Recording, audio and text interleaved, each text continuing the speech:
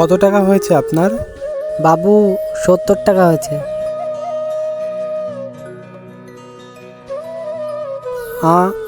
লাগবে না, এটা আপনি রেখে দিন। না না বাবু, আপনার টাকাটা আপনি রেখে দিন।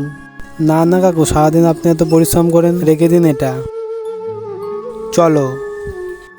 ওনার 50 টাকা হয়েছিল আর তুমি 500 টাকা দিয়ে দিলে। টাকা কি গাছে ফলে? এমনিতেই বাড়ির লোনের কিস্তি শোধ হচ্ছে না, তার মধ্যে তোমার দান ধ্যান বন্ধ হবে না। লোকের সামনে ওনাকে মহান হতেই হবে, এতে কি আমাদের সমস্যা মিটে যাবে?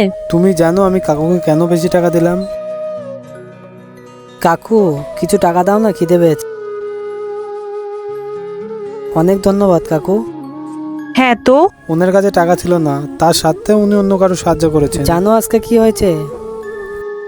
আমি আজকে একজনকে 50 টাকা দিয়েছিলাম আর একটা পার্টি আমাকে 500 টাকা দিয়েছে।